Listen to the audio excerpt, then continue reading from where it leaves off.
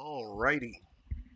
Sorry about the delay. Welcome back to Wordy Wednesdays. I'm your intrepid narrator, Fragath, and today we will be reading the penultimate installment, probably, of. Because I don't think we're going to have the chance to get through all of it, or the time to get through all of it, of Downbelow Station by C.J. Cherryh. I think this is the portion where everything goes down. No, this is. Things will go down this week, but there will be things going on next week as well. Um, Quite a lot, actually. Next week, I'll probably set up the remaining images that I have as a sort of slideshow, because I still have a couple. Not all of it's cover art. A lot of it's adjacent art. There might be a cover or two that I haven't used there. What happened last time? Let's see. Uh, the people down below on the planet of Pell are they're planning something involving using the HISA, the downers. Um, their people are being moved around. Um, it looks like some degree of rebellion is occurring, or planning for a rebellion of some kind, more than they've already done. It is not clear exactly what their plan is. Let's see, what else do we have going on? The biggie is that all those escaped merchanters have formed what is being called the Merchanters Alliance. Um, and their general goal is to stop getting screwed by all the other major players in this particular drama. It's not working out for them super well. And they're like, nah, we don't want to get we don't want to get shafted by Union. We don't want to get attacked by pirates. We don't want to be attacked by the Mazian fleet. Um, we want to be able to have some actual bargaining power because we're central to commerce. We're central to everything moving between gravity wells and across the stars, and we don't feel that we are getting a fair end of the deal. Um, So this entire incident has been sort of it's been a pretty big inciting incident for a lot of drastic changes occurring to the setting. Um, there's something I'm forgetting, and I don't remember what it is.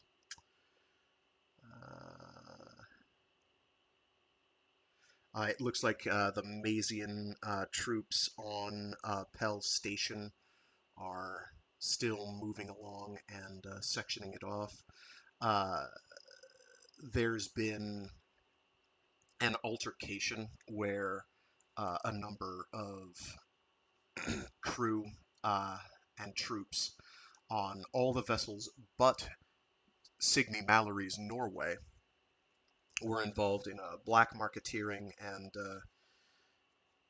other such things, uh, some dark market activities, and they got caught at it, and so there are some tension and cracks showing between her relation as a ramrod straight individual who has an upset who wants to do things a certain way, and Mazian and most of the rest of the fleet, which are like we've got other problems. So it seems like she's being an aggressive stickler, but at the same time, it's like, well, her people aren't going around, you know, kidnapping people. Um, there's some irony here that we'll get to. That I think people will have already started to suspect by now, but at the same time, she's in her own way on the up and up. She is intelligent, she is ambitious, she has a lot of pride. Mazian has a lot of pride. That's the other thing. Is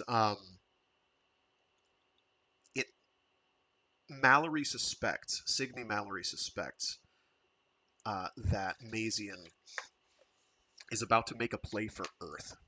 He's basically gearing up to abandon Pell, be like, hell with it, we don't need Pell. We're going to go all the way back to Earth. Now, that's a long haul for them to go, but once they do, Earth doesn't. They are Earth's fleet. As far as we or anyone else know, Earth doesn't have a fleet beyond the Mazian fleet. So if Mazian goes back there, it's pretty much his fiefdom. He can control policy there in a pretty big way, and it's a planet with resources, or a solar system with resources that he can now use to do whatever. So the implication so far is that it would be his little fiefdom, and he could just do whatever he wanted. Um, I don't think they've said that explicitly, but that's kind of that's the way I read it, and maybe that's the wrong read. Um, and certainly it's not like a, oh, we're retreating back to Earth thing. It's like they don't think that way anymore. It's like, no, this is a planet. This is a solar system. It's got resources, and we can use those to stay alive and keep doing our spaceborne existence. Um, it's also kind of a pretty drastic escalation um, in them saying, hey, Earth Company, you don't rule the stars anymore. So Earth Company is not making out well in this. I don't feel bad. I do not feel bad for them, and neither should you, dear listener. Um, that's kind of the biggest part of it. Union, with their last altercation with Mazian, Union got slapped up pretty good.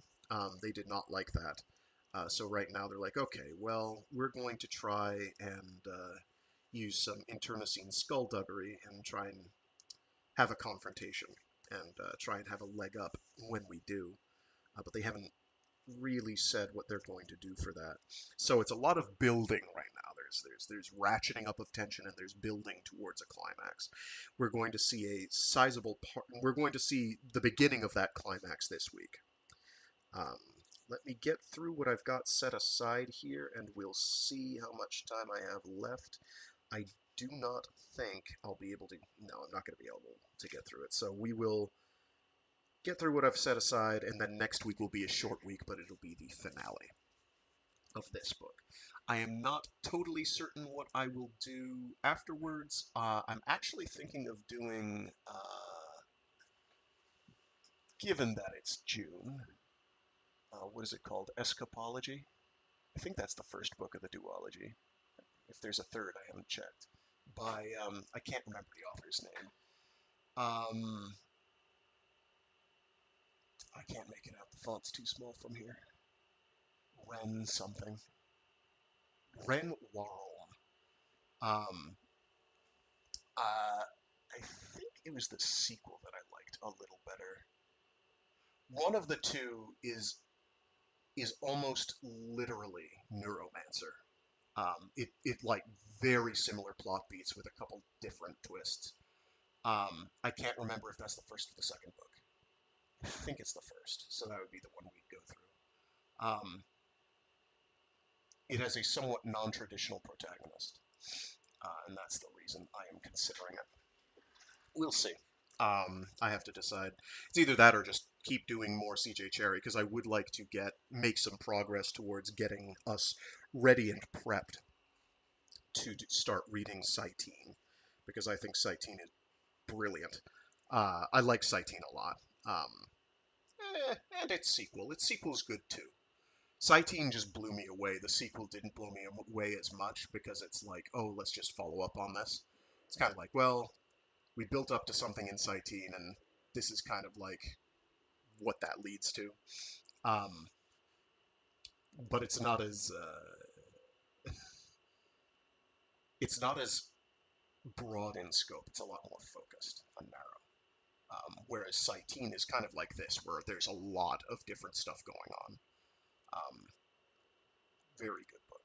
But there's a bunch of, like I've intimated before, there's a bunch of supplemental leading up to around then books that I want to do. Some that are direct outgrowths of this volume, and then some that are kind of a lead up to the events of Citeen, which aren't essential reading. It's namely 40,000 at Gehenna is kind of the big. This is like where we get an insight into Union and how Union has been kind of doing things, and the events of 40,000 at Gehenna are somewhat relevant to Citeen. They aren't relevant for a while in Citeen, but they are, like, it is a thing. It does set the tone, and I think it's important for Regenesis as well. But it's not make or break because they tell you what happened. But I figure it's nice to read the story beforehand. Anyway, that's enough blather out of me. That's a lot of blather out of me. That's like 10 minutes of blather out of me. So we're going to get to reading. This is, I forget which part we're at now. Is this even heading? No, it doesn't. That's okay. Anyway, let's get rocking and rolling.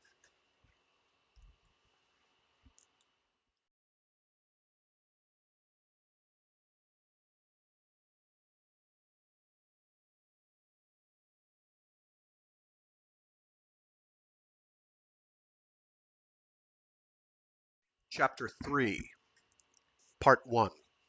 Pell, Green Sector 9, January 8th, 2353, 1800 hours.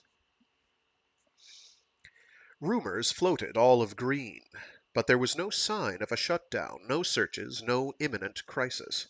Troops came and went to the usual places. The dockfront bars rocked to loud music, and troops on liberty relaxed, drank, and some even openly intoxicated. With some even openly intoxicated. Josh took a cautious look out the doorway of Ngo's and ducked back in again as a squad of more businesslike troops headed up the hall, armored, sober, and with definite intentions. It made him somewhat nervous, as all such movements did when Damon was out of his sight. He endured the waiting under cover, his turn to sweat out the day in Ngo's storeroom, haunting the front room only at mealtimes. But it was supper time, and late, and he was beginning to worry intensely. Damon had insisted on going yesterday and this day, following up leads, hunting a contract, talking to people, and risking trouble. Josh paced and fretted, realized he was pacing and that Ngo was frowning at him from the bar. He tried to quiet himself, finally walked casually back to the alcove, leaned his head into the kitchen, and asked Ngo's son for dinner. "How many?" the boy asked. "One," he said. He needed the excuse to stay out in the front room. Reckoned when Damon got back he could order a refill and another helping. Their credit was good, the one comfort of their existence. Go's son waved a spoon at him, wishing him to get out. He went to the accustomed table and sat down, looked toward the door again. Two men had come in, nothing unusual, but they were looking around too. But they were looking around, too. Yeah, I like that better. But they were looking around, too, and they started coming toward the back. He ducked his head and tried to camouflage himself in the shadow. Market types, perhaps, some of Ngo's friends. But the move alarmed him. And they paused by his table, pulled a chair back. He looked up in apprehension as one of them sat down and the other kept standing. "Tally," the seated man said, young, hard-faced, with a burn scar across his jaw. Do we know this guy? Oh, is this,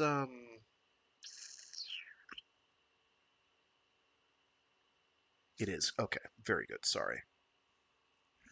"Tally," the seated man said, young, hard-faced, with a burn scar across the jaw. "You're Tally, aren't you?" "I don't know any Tally. You're mistaken." "Want you to come outside for a moment. Just come to the door." "Who are you?" "There's a gun on you. I suggest you move." It was the long-expected nightmare. He thought of what he could do, which was to get himself shot. Men died in Green every day, and there was no law except the troops, which he did not need either. These were not Maziani. It was something else. "Move." He rose, walked clear of the table. The second man took his arm and guided him to the door, to the brighter light of the outside. "Look over there," the man at his back said. "Look at the doorway directly across the corridor. Tell me if I've got the wrong man." He looked. It was the man he had seen before, the one watching him. His vision blurred, and nausea hit his gut, conditioned reflex. He knew the man. The name would not come to him, but he knew him. His escort took him by the elbow and walked him in that direction, across the corridor, and as the other went inside, took him into the dark interior of Mascari's, into the mingled effluvium of liquor and sweat and floor-jarring music. Heads turned of those in the bar, who could see him better than his unadjusted eyes could see them for the moment, and he panicked, not alone at being recognized, but knowing that there was something in this place which he recognized, when he ought to know nothing on Pell, not after that fashion, not across the gulf he had crossed. He was pushed to the leftmost corner of the room, to one of the closed booths. Two men stood there, one a hang-dog middle-aged man who rang no alarms with him, and the other. Sickness hit him, conditioning assaulted. He groped for the back of a cheap plastic chair and leaned there. "I knew it was you," the man said. "Josh, it is you, isn't it?" Gabriel. The name shot out of his blocked past, and whole structures tumbled. He swayed against the chair, seeing again his ship and his companions, and this man among them. Jasad, Gabriel corrected him, took his arm and looked at him strangely. "Josh, how did you get here?" "Massiani." He was being drawn into the curtained alcove, a place of privacy, a trap. He half turned, found the others barring the way out, and in the shadow, when he looked back, he could hardly make out Gabriel's face, as it had looked in the ship when they had parted company, when he had transferred Gabriel to Blass, on Hammer, near Mariner. Gabriel's hand rested gently on his shoulder, pushing him into a chair at the small circular table. Gabriel sat down opposite him and leaned forward. "My name here is Jasad. These gentlemen, Mr. Colity and Mr. Cressich. Mr. Cressich was a counselor on this station when there was a council. You'll excuse us, sirs. I want to talk to my friend. Wait outside. See we get privacy." The others withdrew, and they were not alone in the dim light of a fading bulb. He did not want to be alone with this man. Oh, sorry. The others withdrew, and they were alone in the dim light of a fading bulb. He did not want to be alone with this man. But curiosity kept him seated, more than the fear of Collity's gun outside, a curiosity with the foreknowledge of pain in it, like worrying at a wound. "Josh," Gabriel/Jasad said, "we're partners, aren't we?" It might be a trick, might be truth. He shook his head helplessly. "Mind wipe. My memory." Gabriel's face contracted in seeming pain, and he reached out and caught him by the arm. "Josh, you came in, didn't you? You tried to make the pickup. Hammer got me out when it went wrong. But you didn't know that, did you? You took Kite in, and they got you. Mind wipe. Josh, where are the others? Where are the rest of us? Kiffer and—" He shook his head, cold inside, void. "Dead. I can't remember clearly. It's gone." He was close to being sick for a moment, freed his hand and rested his mouth against it, leaning on the table, trying to subdue his reactions. "I saw you," Gabriel said, "in the corridor. I didn't believe it, but I started asking questions. Go won't tell whom you're with, but it's someone else they're after, isn't it? You've got friends here. A friend. Haven't you? It's not one of us. It's someone else, isn't it?" He could not think. Old friendships and new warred with each other. His belly was knotted up with contradictions. Fear for Pell, they had put that into him. And killing stations was Gabriel's function. Gabriel was here, as he had been at Mariner. Eileen and Estelle. Estelle had died at Mariner. "Isn't it?" He jerked, blinked at Gabriel. "I need you," Gabriel hissed. "Your help. Your skills." I was nothing, he said. The suspicion that he was lied to grew stronger still.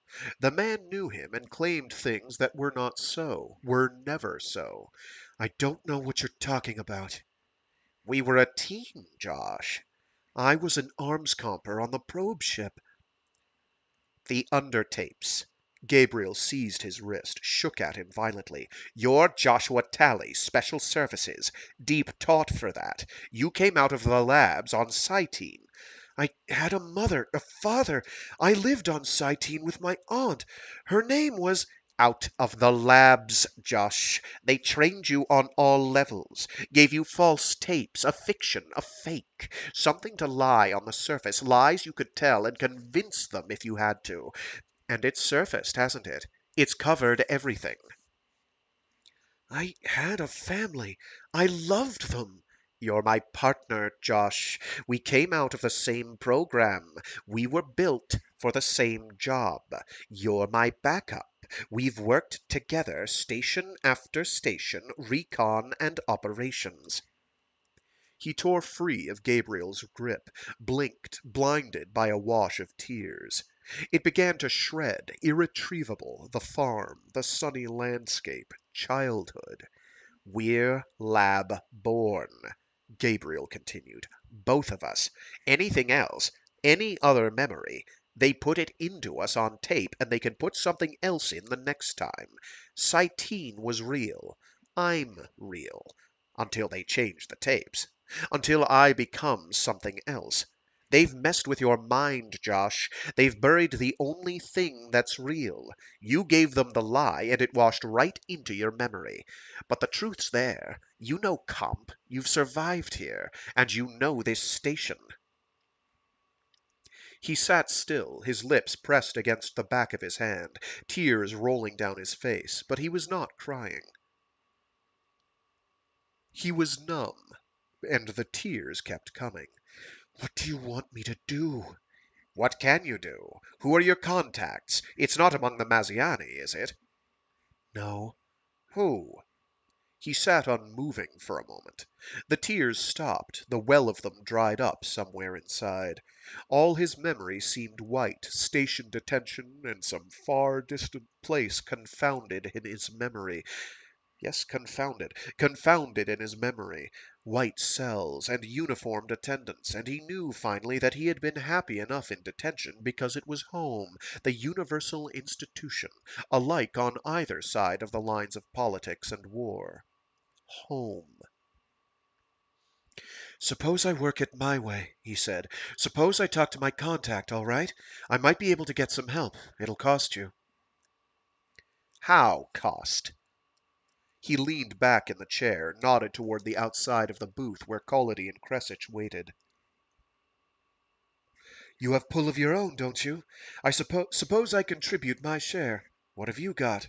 Suppose I could get you most anything on this station, and I don't have the muscle to handle it. I've got that, Gabriel said. I've got the other. Only there's one thing I want that I can't carry off without force. A shuttle. A run to Downbelow when it comes off. Gabriel sat silent a moment. You've got that kind of access? I told you I had a friend, and I want off. You and I might take that option. And this friend of mine. The one you're working the market with? Speculate what you want. I get you whatever accesses you need. You make plans to get us away off this station. Gabriel nodded slowly. I've got to get back, Josh said. Start it moving. There's not much time. Shuttles dock in Red Sector now. I can get you there. I can get you anywhere you want. What we need is force enough to take it when we do get there. While the Maziani are busy. While they're busy. There are ways. He stared a moment at Gabriel. You're going to blow this place. When? Gabriel seemed to weigh answering at all. I'm not suicide prone. I want a way off as badly as anyone here, and there's not a chance that Hammer can get to us this time. A shuttle, a capsule, anything that stands a chance of staying in orbit long enough. All right, Josh said. You know where to find me. Is there a shuttle docked there now? I'll check into it, he said. and rose, felt his way past the shadowy arch and out into the noise of the outside, where Collody and his man and Cressit rose from a nearby table in some apprehension. But Gabriel had come out behind him. They let him pass. He wove his way among the tables, past heads which stayed bowed over drinks and dinners, shoulders which stayed turned. Outside air hit him like a wall of cold and light. He drew a breath, tried to clear his head, while the floor kept developing lattices of shadow, flashes of here and there, truth and untruth. Cytine was a lie. He was. Part of him functioned like the automaton he reckoned himself bred to be. He acknowledged instincts he had never trusted, not knowing why he had them. Drew another breath, trying to think, while his body navigated its way across the corridor and sought cover. Only when he had gotten back to his cold dinner on the back table in Ngo's, when he sat in that familiar place with his back to the corner and the reality of Pell came and went at the bar in front of him, the numbness began to leave him. He thought of Damon. One life he might have the power to save.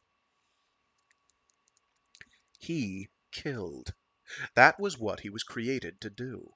That was why the like of himself and Gabriel existed at all. Joshua and Gabriel. He understood the wry humor in their names, swallowed at a knot in his throat. Labs. That was the white void he had lived in, the whiteness in his dreams. Carefully insulated from humanity. Tape taught. Given skills. Given lies to tell. About being human. Only there was a flaw in the lies, that they were fed into human flesh, with human instincts, and he had loved the lies, and lived them in his dreams. He ate the dinner, which kept sticking in his throat, washed it down with cold coffee, poured another cup from the thermal pitcher. He might get Damon off.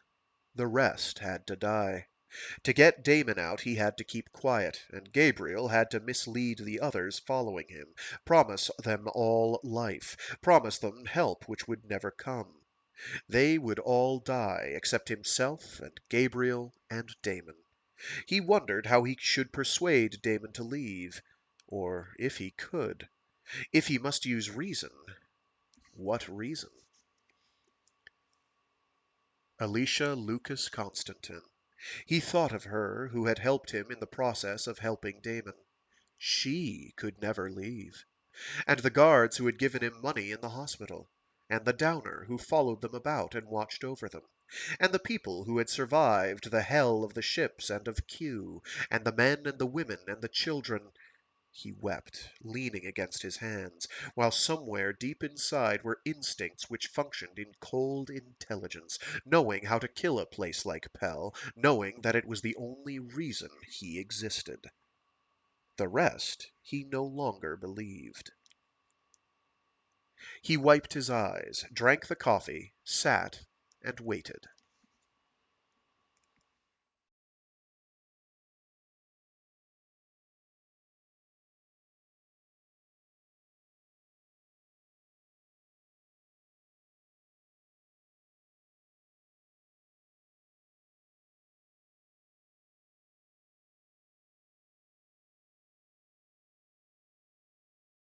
Two. Union Carrier Unity, Deep Space, January 8th, 2353. The dice rolled, came up two, and Ayres shrugged morosely, while Dain Jacobi marked down another set of points and Azov set up for another round. The two guards always assigned here in the lower deck main room sat watching from the benches against the wall, their young and flawless faces quite passionless. He and Jacobi, and rarely Azov, played for imaginary points, pledged against real credits when they reached some civilized point together, and that, Ayres thought, was an element as chancy as the dice rolls. Tedium was the only present enemy. Azov grew sociable, sat black-clad and grim at the table, played with them, for he would not bend and gamble with his crew. Perhaps the mannikins amused themselves elsewhere. Ayres could not imagine it. Nothing touched them, nothing illumined those dull, hateful eyes. Only Azov joined them from time to time as they sat in the main room, 8 and 9 hours a tedious day of sitting, for there was no work to do, no exercise to be had. Mostly they sat in the one room freely allowed them, and talked. Finally talked. Jacoby had no restraint in his conversation. The man poured out confidences of his life, his affairs, his attitudes. Ayres resisted Jacoby's and Azov's attempts to draw him out and to talk about his home world. There was danger in that. But all the same he talked. About his impressions of the ship, about the present situation, about anything and everything he could feel was harmless, about abstracts of law and economic theory, in which he and Jacoby and Azov himself shared some expertise, joked lightly which currency they should pay their bets in. Azov laughed outright. It was inexpressible relief to have someone to talk to, and to exchange pleasantries with someone. He had a bond with Jacoby, like that of kinship, unchosen but inescapable. They were each other's sanity. He began at last to conceive such an attachment to Azov, finding himself sympathetic and possessed of humor. There was danger in this, and he knew it. Jacoby won the next round. Azov patiently marked down the points, turned to the mannikins. "Jules, a bottle here, would you?" One rose and left on the errand. "I rather thought they had numbers," Ayres said under his breath. They had already had one bottle. And then he repented the frankness. "There's much in Union you don't see," Azov said, "but you may get the chance." Ayres laughed, and suddenly cold hit his belly. "How?" stuck in his throat. They had drunk too much together. Azov had never admitted to his nation's ambitions, to any designs beyond Pell. He let his expression change ever so slightly, and in that moment Azov's did too. Mutual dismay, a moment which lasted too long, slow motion, alcohol fumed, with Jacoby a third unwilling participant. Ayres laughed again, an effort, tried not to show his guilt, leaned back in his chair and stared at Azov. "What, do they gamble too?" he asked, trying to mislead the meaning. Azov pressed his lips to a thin line, looked at him from under one silvery brow, smiled as if he were dutifully amused. "I am not going home," Ayres thought despairingly. "There will be no warning." That was his meaning.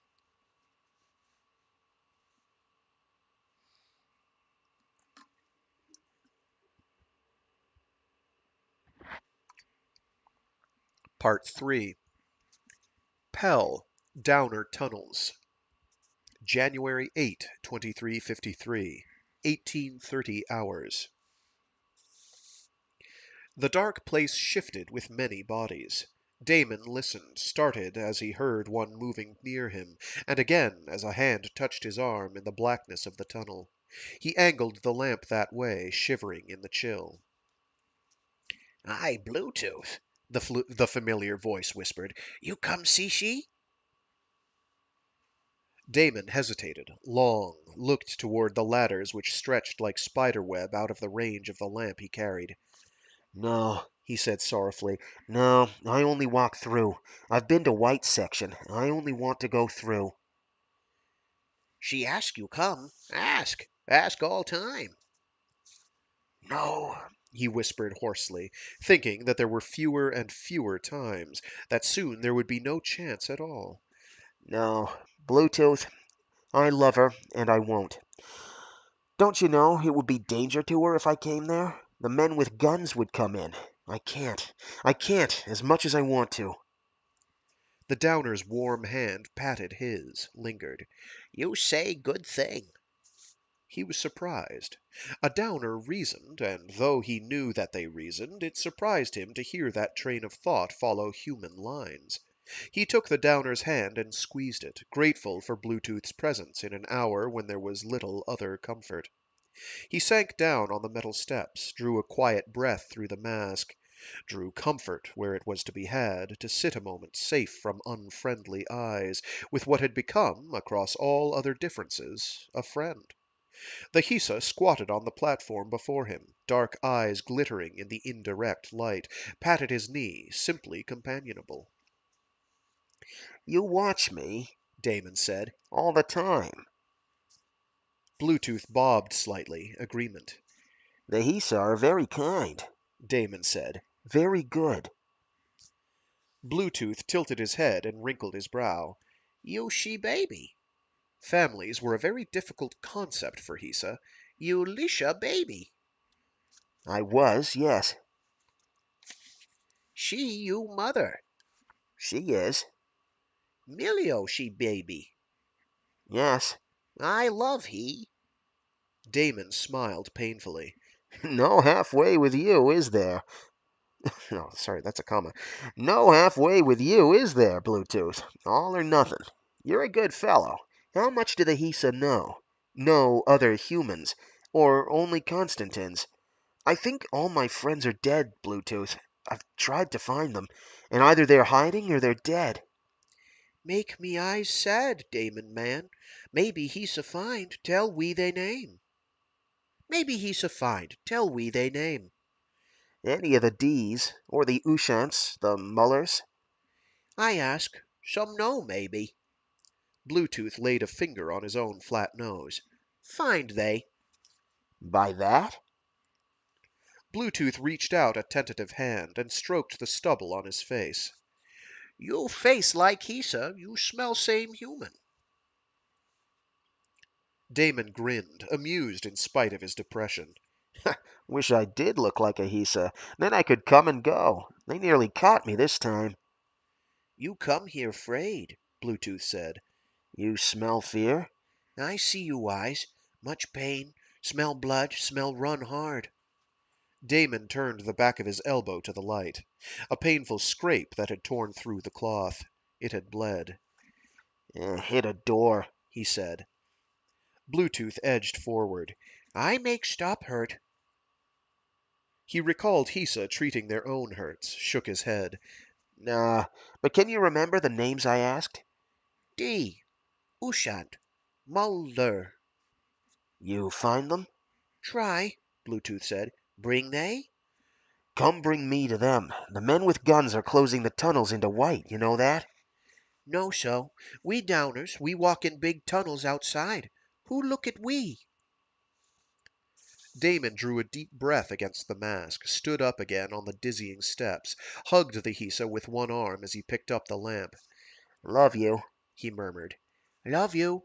Bluetooth said, and scampered away into the dark, a slight moving, a vibration on the metal stairs. Damon felt his own way further, counting his turns and levels. No recklessness. He had come close enough, trying to enter White. He had rung an alarm over in White. He had a sickly fear it might bring investigation into the tunnels, trouble on the Downers, on his mother, on all of them. He still felt the tremor in his knees, although he had not hesitated to shoot when he had to. Had fired on an unarmored guard. Might have killed him. Had meant to. That sickened him. And he still hoped he had, that the alarm had not involved his name, that the witness was dead. He was still shaking when he reached the access to the corridor outside Ngo's. He entered the narrow lock, tugged down his mask, used the security-cleared card he reserved only for extreme emergency. It opened without alarms. He hurried down the narrow, deserted hall, used a manual key to open the back door itself. Ngo's wife turned from the kitchen counter and stared at him, darted out into the main room. Damon let the door close behind him, opened the storeroom door to toss the breather mask in. He had forgotten it in his panic, brought it through with him. That was a measure of his wit. He went to the kitchen sink and washed his hands, his face, tried to wash the stink of blood and fear and memory off him. Damon. Josh. He turned, a weary glance toward the door of the front room,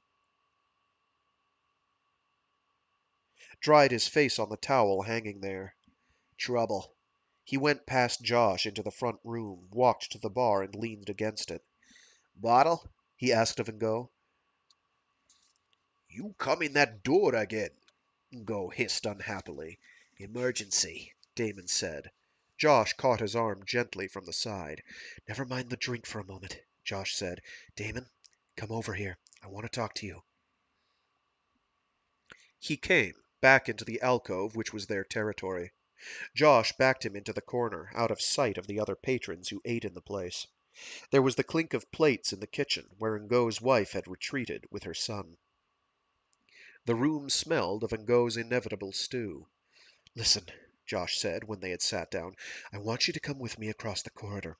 I've found a contact I think can help us. He heard it, and still it took a moment to sink in. Who have you been talking to? Who do you know? Not me. Someone who recognized you, who wants your help. I don't know the whole story. A friend of yours.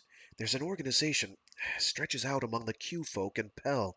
A number of people who know you might have the skill to help them. He tried to absorb it. You know what a candle's chance we have with a Q mob against troops? And why go to you? Why you, Josh? Maybe they're afraid I'd recognize faces and know something. I don't like this. Damon, how much time can we have? It's a chance. Everything's a risk at this point. Come with me. Please come with me. They're going to be checking all over, White. I stumbled into an alarm over there. May have killed someone. They're going to be stirred up, searching for someone using accesses. Then how much time can we have left to think it over? If we don't. He stopped, looked sharply about at Ngo's wife, who brought them bowls of stew, setting them on the table. We're going somewhere. Keep it up. We're going somewhere. Keep it hot for us. Dark eyes stared at them both. Quietly, as everything about the woman was quiet, she gathered up the bowls and took them to another table. Won't take long to find out, Josh said. Damon, please. What are they talking of doing? Rushing Central? Causing trouble. Getting to the shuttle. Setting up resistance on Downbelow. Small number of us. Damon, it all relies on your knowledge, your skills with comp, and your knowledge of the passages. They have a pilot? I think there's someone who is, yes. He tried to gather his wits, shook his head. No. What do you mean, no? You talked about a shuttle. You planned for it. Not to have another riot on the station. Not with more people killed in a plan that's never going to work. Come and talk to them. Come with me. Or don't you trust me? Damon, how long can we wait on chances? You haven't even heard it out. He let go his breath. I'll come, he said.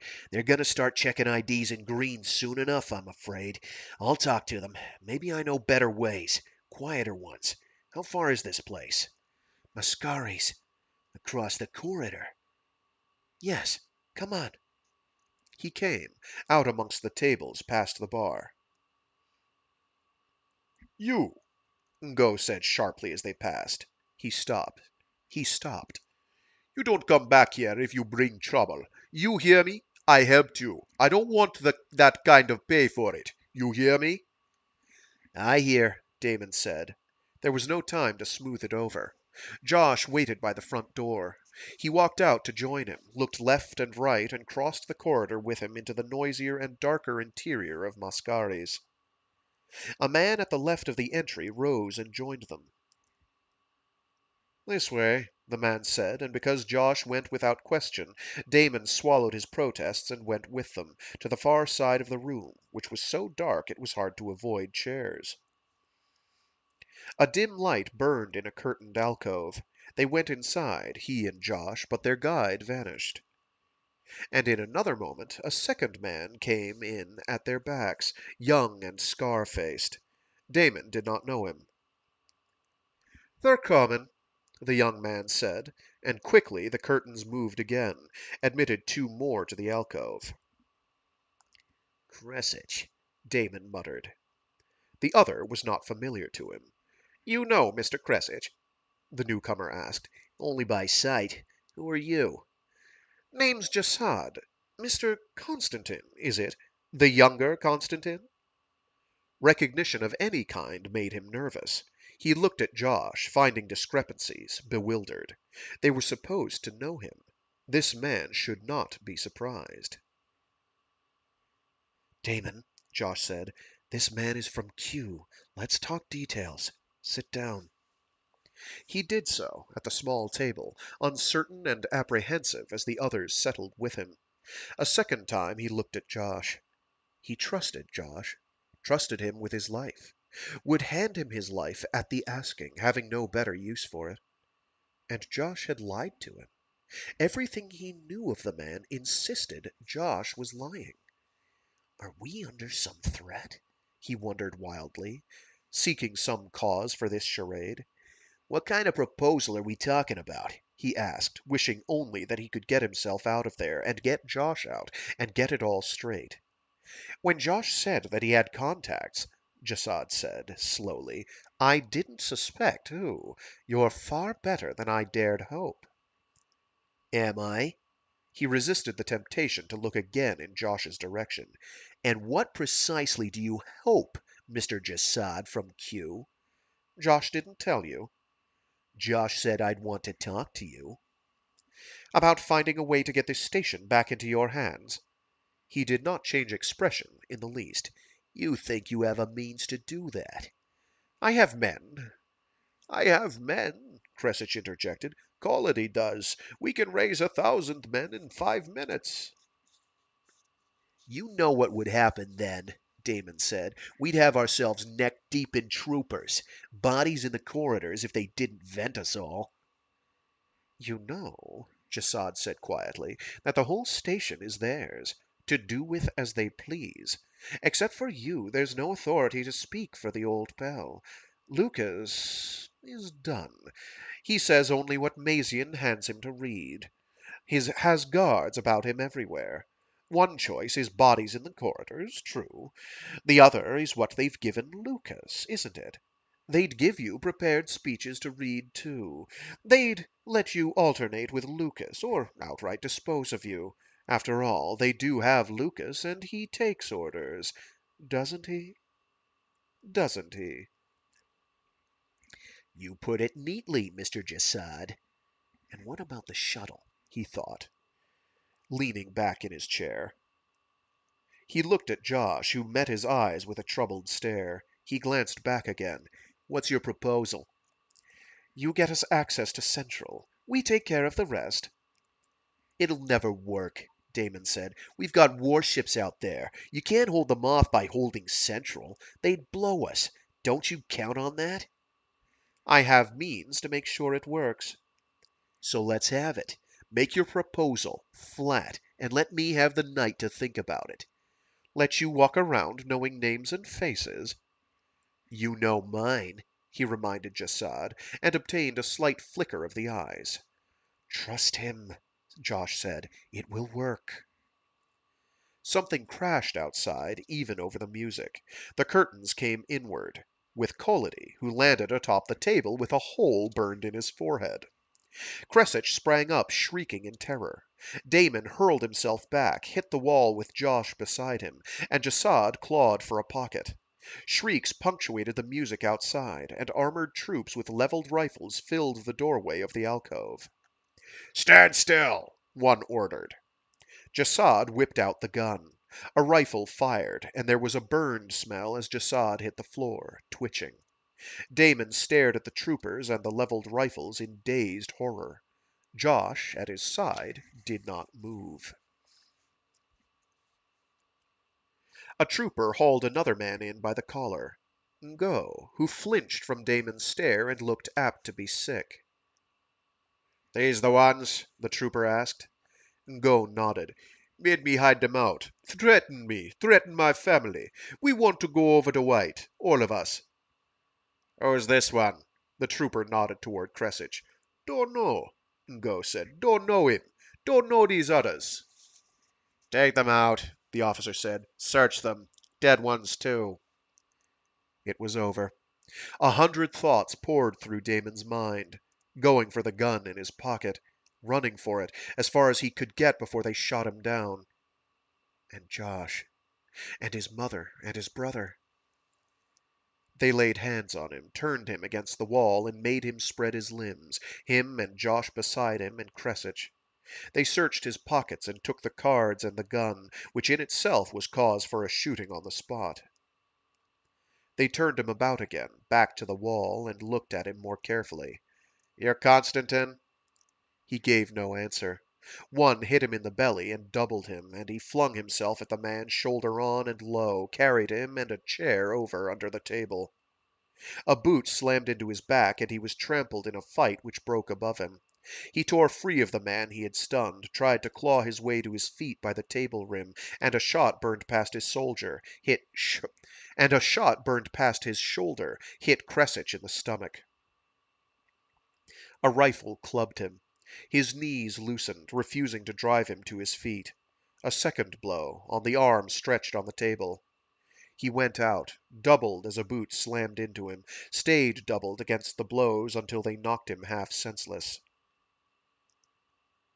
Then they hauled him up between two of them. Josh, he said dazedly. Josh? They had Josh up too, slumped between the two of them, trying to shake him into life, and he managed to get his feet under him.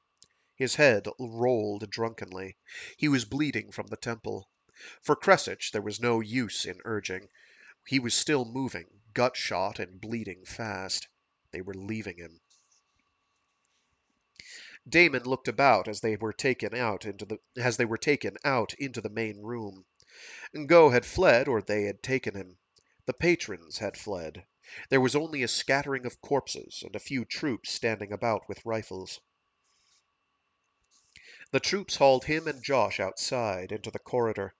A few at Ngo's stood outside to stare as they were marched along, and Damon turned his face aside, shamed to be publicly paraded in his arrest. He thought they would be taken to the ships across the docks. And then they turned the corner onto the docks and headed left, and he realized otherwise. There was a bar the troops had taken for themselves, a headquarters, a place civs avoided. Music, drugs, liquor, anything the civ sector had to offer. Damon stared numbly as they were hauled inside, into a lowering smoke and a thunder of music. A desk was there, incredibly enough, a concession to something official. The troops brought them to it, and a man carrying a drink sat down and looked them over. Got ourselves something here, said the leader of the group which had brought them in. Fleet's looking for these two. Constantine, this one. And we've got ourselves a unioner here. Adjusted man, the rumor says. But Pell did the adjusting. Unioner. The sergeant at the desk looked past Damon, grinned unpleasantly at Josh. And how did the likes of you get onto Pell? Got a good story, Union man? Josh said nothing.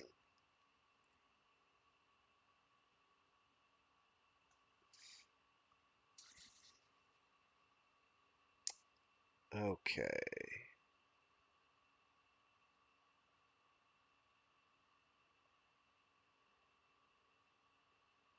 I'm trying to remember who this is. So, this is a recurring character, but I can't remember what voice I used, so we're just gonna fake it. I do, a harsh voice said from the door, fit to shake the walls. He's Norway property! Laughter and conversation stopped, if not the music. The newcomers, armored as most in this place were not, came in with a brusqueness that startled the rest. Norway, someone muttered. Get out of here, Norway bastards. What's your name? The newcomer bellowed. Or you shoot all of us? Someone else said. The short man with the loud voice punched the comm button at his shoulder and spoke something the music drowned, turned and waved his hand at the dozen troopers with him, who fanned out. He looked then at the rest, a slow circuit of the room. You're none of you in fit condition to handle anything. Straighten up this den. Any of our people in here, I'll skin 'em. Is there? Try down the row, someone shouted. This is Australia territory. Norway's got no call to be putting us on report. Hand the prisoners over, the short man said. No one moved. Rifles of the Norway troops leveled, and there were outcries of shock and rage from the Australia troopers. Damon stood with his vision hazing as two of the dozen moved in on him and Josh, as a rough grip seized his right arm and jerked him from the hand which held him, hauled him along toward the door. Josh came without struggling. He did. As long as they were together, it was the most they had left. Get them out! The little man bellowed at his troops. They were pushed and hastened outside. Two troopers stayed with their officer in the bar. It was not until they were passing the Niner corridor that the other troops intercepted them, other Norway troopers.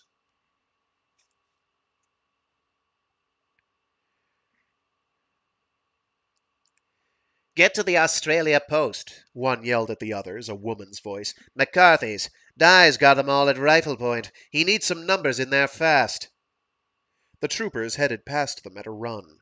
Four of those escorting them kept on, taking them toward the Blue Dock access door, where guards stood. Pass us through, the officer of their escort demanded. We've got a potential riot situation back there. The guards were Australia. The lettering and emblem proclaimed it. Reluctantly, the squad opened the emergency doors and let them through the passage. Thereafter was Blue Dock, where Norway occupied a berth next to India, Australia, and Europe. Damon walked, beginning to feel shock from his injuries, if not pain. There was only the military here, troops coming and going, supply bales being loaded by military crews in fatigues. Norway's access tube gaped before them. They walked the ramp into the passage, passed through that chill into the airlock. Others met them, troops all with Norway's emblem. Tally, one said with a surprised grin. Welcome back, Tally. Josh bolted. He made it as far as the middle of the access tube before they caught him.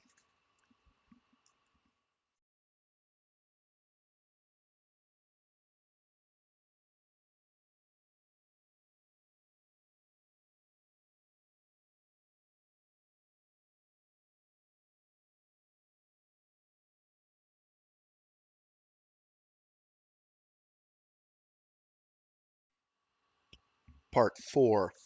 Pell, Norway, Blue Dock. January 8th, 2353. 1930 hours. Signe looked up from her desk, for a moment dialed down the calm noise, the reports of her troops on the docks and elsewhere. She gave a quizzical smile at the guards and at Tally. He was considerably the worse for wear. Unshaven, dirty, bloody. There was a swelling on his jaw. Come to see me? She mocked him. I hadn't thought you'd ask again. Damon Constantine. They've got him aboard. The troops have got him. I thought you'd want to talk to him. That perplexed her. You're trying to turn him in, are you? He's here. We both are. Get him out of here. She leaned back, looked curiously at him. So you do talk straight, she said. You never talked. And now he had nothing to say. They played games with your mind, she observed, and now you're a friend of Constantine's, are you? I appeal to you, he said in a faint voice. On what grounds? Reason. He's useful to you, and they'll kill him. She regarded him from the half-lidded eyes. Glad to be back, are you? There was a call blinking, which was something Com evidently could not handle. She dialed up the sound and heard it, and she dialed up the sound and punched it through. There's a fight broken out, she heard, at McCarthy's. Dye out there? She asked. Give me Dye. Busy, she heard. She waved a hand at the guards, dismissing the business of Tally. Another light was flashing. Mallory! Tally shouted at her, being forced out the door. Europe's wanting you. Europe's wanting you, Com said. Mazian's on. She punched through. They had gotten Tally out, to lock him up somewhere, she hoped. Mallory here, Europe. What's going on over there? I've got trouble on the dock, sir. Jans needs instruction, by your leave, sir. She punched out on him. He's down, she was hearing on another channel. Captain Dye's shot! She clenched a fist and held it back from the unit. Get him out! Get him out! What officer am I talking to? This is Uthup! A woman's voice came back. One of Australia's shot Dye! She punched another button. Get me Edger! Quick! We're through the door, she heard from Uthup. We got Dye! General alert, Norway troops. We have dock trouble. Get out there. Edger here, she heard. Mallory, call your hounds in.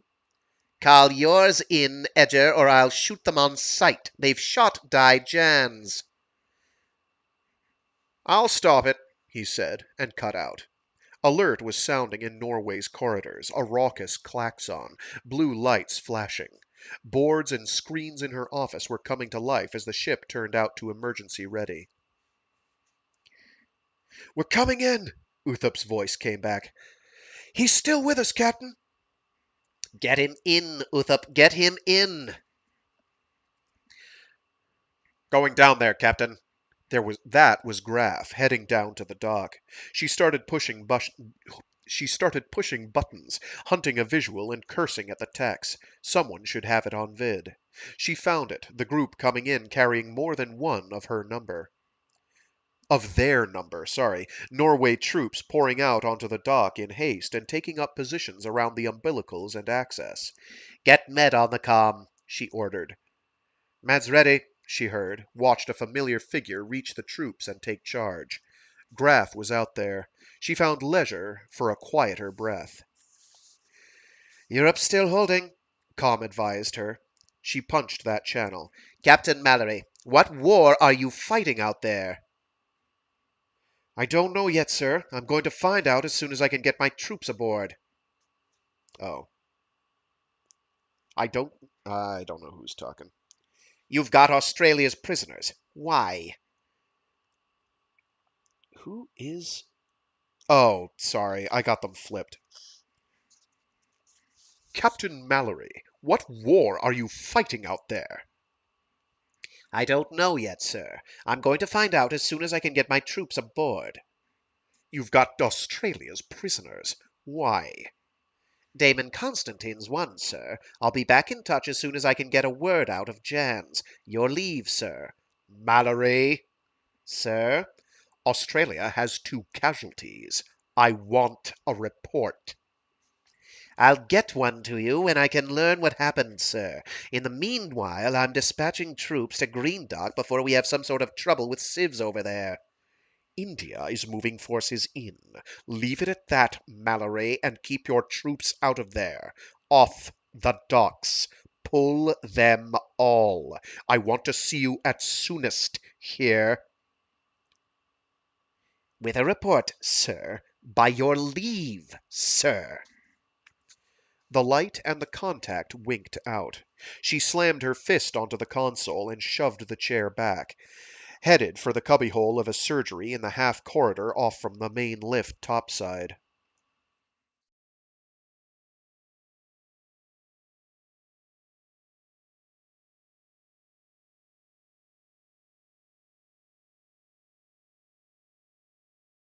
It was not as bad as she feared. Dye kept a steady pulse under the medic's ministrations, showing no signs of leaving them. Chest wound, a few burns. There was a great deal of blood, but she had seen far worse. A chance shot in an armor joint. She stalked over to the door where Uthup stood, smeared with blood from head to foot of her armor. Get your filthy selves out of here, she said, herding them out into the corridor. It's going sterile in there. Who shot first? Australia, bitch. Drunk and disorderly. Captain. Captain, Uthup said thinly. You hit, Uthup? Burns, Captain. I'll check in when they're done with the Major and the others, by your leave. I tell you to stay out of that territory? Heard over comm they'd picked up Constantine and Tally, Captain. A sergeant was in charge, and they were drunk as station-side merchanters in there. The Major went in, and they said it was off limits to us. Enough said, she muttered. I want a report, Trooper Uthup, and I'll get back to you on it. And I'll back you on it. I'd have skinned you if you'd backed away from Edger's bastards. Quote me on that where you like. She walked off, through the troops in the corridor. It's all right. Die's in one piece. Get yourselves out of here and let the meds work. Get back to quarters.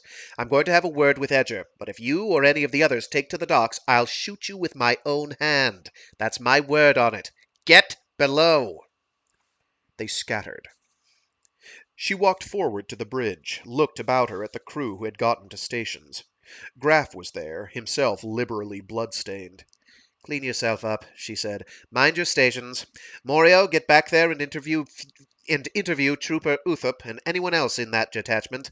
I want names and IDs on those Australia troops. I want a formal complaint, and I want it now. Captain, Morio acknowledged the order. He left in haste. She stood on the bridge and looked about until heads turned to their work. Graff had left to put himself in order. She continued to pace the aisle until she realized she was doing it and stood still. There was the matter of showing up on Mazian's deck. There was blood on her uniform. Die's blood. She decided finally to go and not to clean up. Graff's in command, she said brusquely. McFarlane, I need an escort over to Europe. Move it. She started for the lift, hearing the order echoing in the corridors. Troops met her in the exit corridor, 15 of them in full rig. She walked out through the troops which guarded the access ramp on the docks. She had no armor. It was a secure dock, and she was not supposed to need any, but at the moment she would have felt safer walking green dock naked.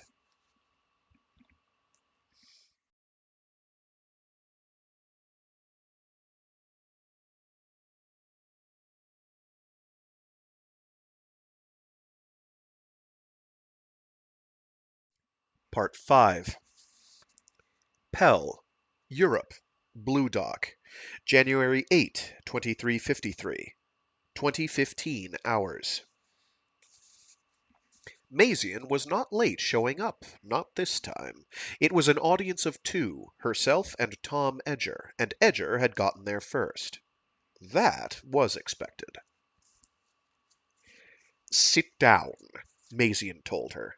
She took a chair on the opposite side of the conference table from Edger. Mazian had his own, at the head, leaned on his folded arms, glared at her. Well, where's the report? It's coming, she said. I'm taking the time to interview and collect positive IDs. Die took names and numbers before they shot him. Your orders that sent him in there? My standing orders to my troops that they don't back off from trouble if it sets itself off in front of them. Oh, I don't know why I read it like that. My standing orders to my troops that they don't back off from trouble if it sets itself in front of them. Sir, my people have been systematically harassed since the incident with Goforth. I shot the man, and my people are harassed, shouldered subtle stuff, until someone got too drunk to know the difference between harassment and outright mutiny. A trooper was asked for her number and directly refused to give it. She was arrested, and she drew her gun and opened fire on an officer. Mazian looked at Edger and back again. I hear another story, that your troops are encouraged to stick together, that they're still under your orders even on supposed liberty, that they go in squads and under officers and throw their weight around on the dock, that the whole operation of Norway troops and its personnel is insubordinate and provocative, direct defiance of my order. I have given my troops no duties during their liberties. If they're going in groups, it's for self-protection. They're set upon in bars that are open to all but Norway personnel. That kind of behavior is encouraged among other crews. You have my complaint of that matter on your desk as of last week. Mazian sat and stared a moment, tapped the table in front of him, a slow, nervous gesture. Lastly, he looked toward Edger.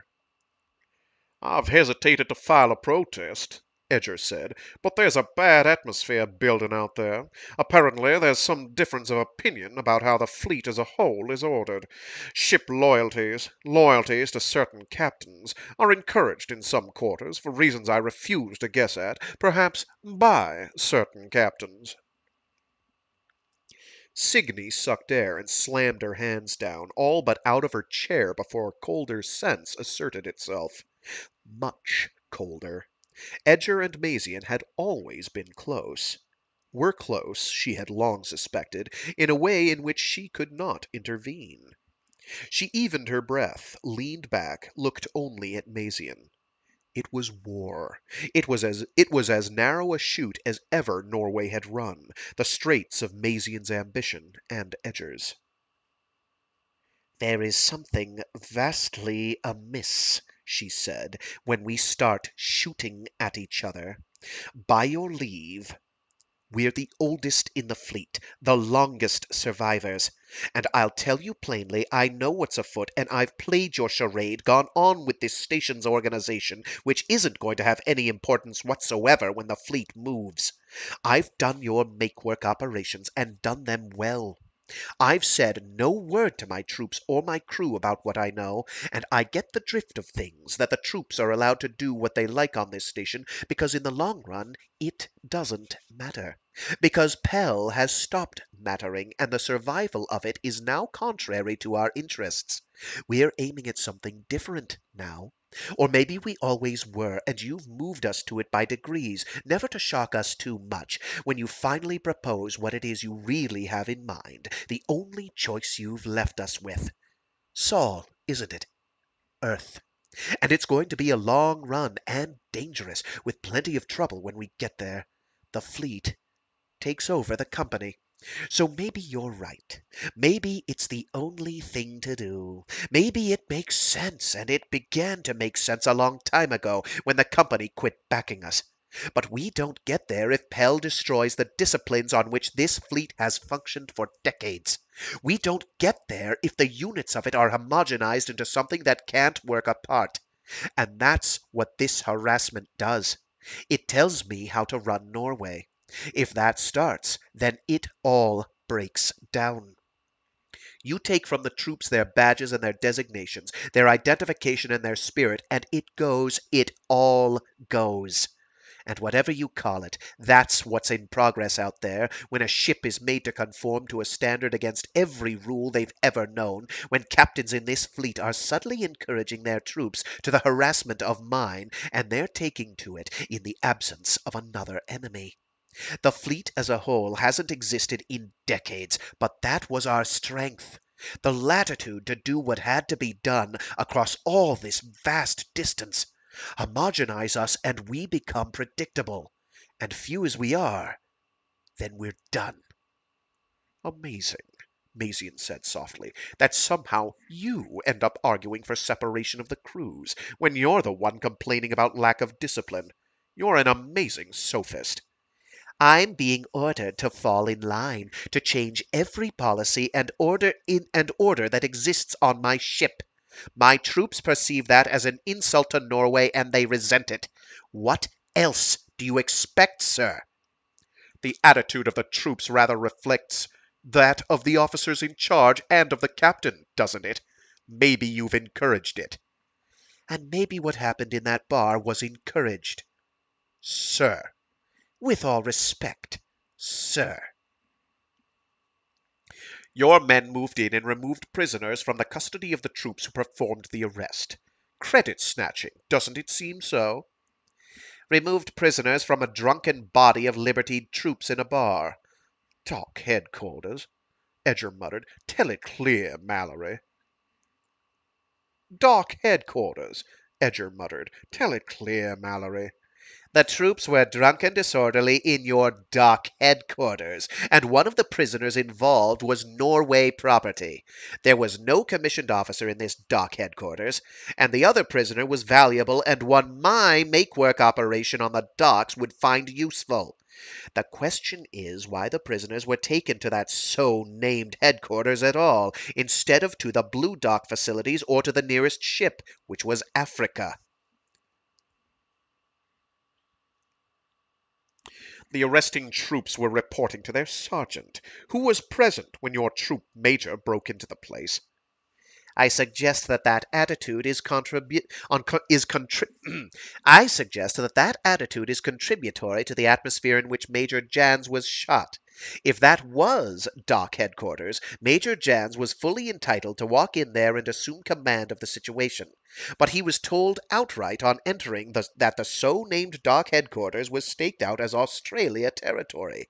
The Australia sergeant present did not object to that insubordination. Now, is a troop headquarters to be the private preserve of one ship, or what? Can it be that other captains are urging their crews to separatism? Mallory, Mazian cautioned her. The point, sir. Major Jans gave a proper order for surrender of the prisoners to his custody and received no cooperation from the Australia sergeant who contributed to the trouble. Two of my troopers were killed in that exchange, Edgar said tautly, and how it started is still under inquiry. From my side also, Captain. I expect the information momentarily, and I'll see that you get a copy when it goes in. Captain Mallory, Mazian said, you make that report to me, at the soonest. As for the prisoners, I don't care what you do with them. Whether they're here or there is not the issue. Dissension is. Ambition, on the part of the individual captains of the fleet, is an issue. Whether you like it or not, Captain Mallory, you will walk in line. You're right. We've operated separately, and now we have to work as a body. And certain free spirits among us are having trouble with that. Don't like taking orders. You're valuable to me. You see through to the heart of a matter, don't you? Yes, it's so. And by telling me that, you hope to be on the inside of councils, don't you? You want to be consulted. Want to be in the line of succession, maybe. That's very well. But to get there, Captain, you have to learn to walk in line. And she sat still, returned Mazian's stare. And not know where I'm going? You know where we're going. You've said as much. All right, she said quietly. I'm not adverse to taking orders. She looked pointedly at Tom Edger and back again to Mazian. I take them as well as others. We may not have worked partners in the past, but I'm willing. Mazian nodded, his handsome actor's face quite affectionate. Good, good. So it's settled. He rose, went to the sideboard, pulled a brandy flask from its clamps and glasses from the cabinet, and poured. He brought the glasses back, set them before him, slid them in either hand to Edger and to her. I hope it will be settled once for all. Yep, that's what it says. I hope it will be settled once for all, he said, sipping at his drink. And I mean it should be. Any further complaints? Any further complaints? There might be some from Tom Edger. She saw him sulk while she drank the liquid fire of the brandy. She smiled slightly. Edger did not respond. The other matter you brought up, Mazian said, the disposition of the station, is the case. Yes, and I'll trust that information doesn't go beyond present company. Hence this show, she thought. Yes, sir, she said. No formalities. In time, all the captains will be given their instructions. You're a strategist, in many ways the best. You would have been brought in early. You know that. Would have been already, but for the unfortunate incident with Goforth and the market operation. Heat flushed her face. She set the glass down. Temper, old friend, Mazian said softly. I have one too. I know my faults, but I can't have you split from me. Can't afford it. We're getting ready to move. Within the week. Loading's nearly finished, and we move before Union expects it. Take the initiative. Give them a problem. Pell. Just so. He finished his brandy. You have Constantine. He can't go back. We have to take out Lucas, too. All those techs working and in detention. Anyone who could possibly manage Comp and Central and get Pell back into order. You rig it to collapse, and you don't leave anyone alive who could correct it. And particularly Constantine. He's dangerous in two regards, Comp and publicity. Vent him. She smiled tautly. When? He's already a liability. Nothing public, no display. Pori will see to the other one, to Emilio Constantine.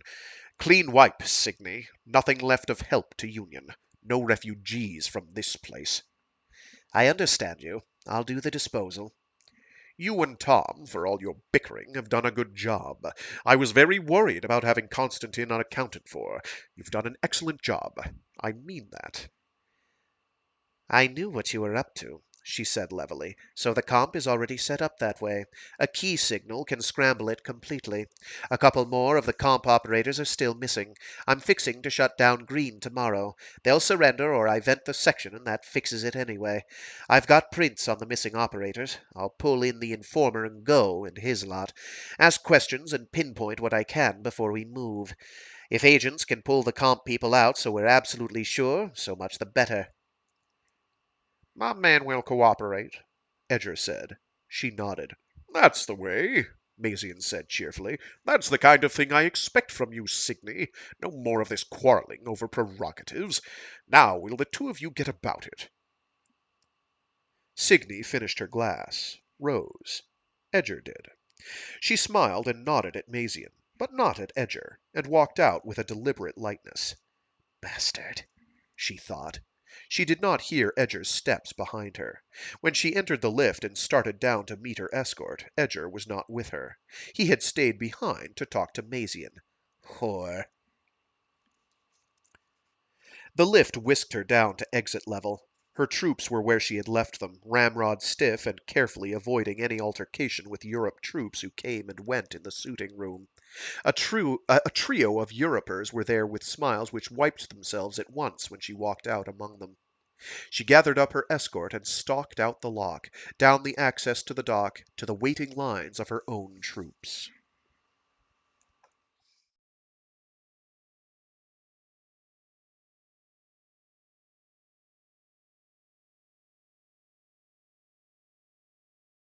Chapter 6. Part 6. Sorry. Pell, Norway. Blue Dock. January 8th, 2353. 2300 hours main day, 1100 hours alter day. It was better when she had had a chance to relax, to bathe, to get the dock mess straightened out and the reports written. She cherished no illusions that there would be anything done to the Australia trooper who had fired on Di and lived. Not, at least, officially. But that woman would do well not to walk alone where Norway troops were docked, as long as she lived. Di was all right, out of surgery and burning mad. That was healthy. He had a splice in a rib, and a good deal of the blood in him was borrowed, but he was able to face vid and curse with coherency. It helped her spirits. Graf was with him, and there was a list of officers and crew willing to sit and keep Di quiet, a show of concern which would greatly disturb Di if he realized the extent of it. Peace. A few hours' worth, until tomorrow, and operations in green. She propped her feet on her bed, sitting sideways at the desk in her own quarters, cross-handedly poured herself a second drink. She rarely had a second. When she did, it went to thirds and fourths and fifths, and she wished Di or Graf were here to sit and talk. She would go sit with them, but Di had a head of steam he was willing to let off, which would have his blood pressure up telling her the tale. No good for Di. There were other diversions. She sat and thought a while, and, hesitating between the two, finally punched up the guard station. Get Constantine in here. They acknowledged. She sat back and sipped the drink, keyed in on this station and that to be sure that operations were going as they should and that the anger below decks stayed smothered. The drink failed to tranquilize. She still felt the urge to pace the floor, and there was not, even here, much floor to pace. Tomorrow. She dragged her mind back from that. 128 dead civs in stabilizing white sector. It was going to be far worse in green, where all who had real reason to fear identification had taken cover. They could vent it if the two comp-skilled techs could not be turned up in time. Indeed they could. It was the sensible solution. A quick death, if indiscriminate, a means to be sure they had all the fugitives, and more merciful to those individuals than to be left on a deteriorating station. Hansford on a grand scale, that was the gift they would leave Union, rotting bodies and the stench, the incredible stench of it. The door opened. She looked up at the three troopers and at Constantine. Cleaned up, wearing brown fatigues, bearing a few patches on his face the meds had done. Not bad, she thought remotely, leaned forward on one arm. Want to talk? She asked him. Or otherwise? He did not answer, but he showed no disposition to quarrel. She waved the troopers out. The door closed, and Constantine still stood there staring at something other than her. "Where's Josh Tally?" he asked finally. "Somewhere aboard. There's a glass in the cabinet over there. Want a drink?" "I want," he said, "to be set out of here, to have this station handed over to its own lawful government, to have an accounting of the citizens you've murdered." "Oh," she said, laughed a breath, and reassessed young Constantine, smiled sourly, and pushed her foot against the bed, sending her chair back a bit. She gestured to the bed, a place for him to sit. "You want?" she said. "Sit down. Sit down, Mr. Constantine." He did so. He stared at her with his father's mad, dark stare. "You don't really have such illusions?" she asked him. "Do you?" "None." She nodded, regretting him. Fine face. Young. Well spoken. Well made. He and Josh were much alike. There were wastes in this war that sickened her. Young men like this turned into corpses. If he were anyone else. But his name happened to be Constantine, and that doomed him. Pell would react to that name, and he had to go. "Want the drink?" He did not refuse it. She passed him her own glass, kept the bottle for herself. "John Lucas stays as sorry. John Lucas stays as your puppet," he said. "Does he?" There was no need to torment him with the truth. She nodded. "He takes orders." "You're moving against Green next?" She nodded. "Let me talk to them on comm. Let me try to reason with them." "To save your life? Or to replace Lucas? It won't work." "To save theirs." She stared at him a long, bleak moment. "You're not going to surface, Mr. Constantine. You're to vanish very quietly. I think you know that." There was a gun at her hip. She rested her hand on it as she sat, reckoning that he would not, but in case. "Let's say if I can find two individuals, I won't vent the section. Names are James Muller and Judith Crowell. Where are they? If I could locate them right off, it would save lives." "I don't know." "Don't know them?" "Don't know where they are. I don't think they're still alive, if they're supposed to be in green. I know the section too well. Had means to have found them if they were there." "I'm sorry for that," she said. "I'll do what I can as reasonably as I can. Promise you that. You're a civilized man, Mr. Constantine. A vanished breed. If I could find a way to get you out of this, I'd do it, but I'm hemmed in on all sides." He said nothing. She kept an eye to him, sipped a mouthful from the bottle. He drank from the glass. "What about the rest of my family?" he asked at last. Her mouth twisted. "Quite safe. Quite safe, Mr. Constantine. Your mother does everything we ask, and your brother is harmless where he is. The supplies arrive on schedule, and we have no reason to object to his presence down there. He's another civilized man, one, Fortunately, without access to large crowds and sophisticated systems where our ships are docked. His lips trembled. He drank the last remaining in the glass. She leaned forward and poured him more of the liquor. Took a deliberate chance in leaning close to him. It was gambling. It evened scales.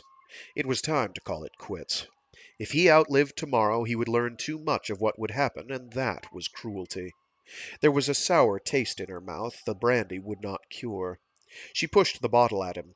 "Take it with you," she said. "I'll let you go back to your quarters now. My regards to you, Mr. Constantine." Some men would have protested, cried, and pleaded. Some would have gone for her throat, a way of hastening matters. He rose and went to the door without the bottle, looked back when it would not open. She keyed the duty officer. "Pick up the prisoner."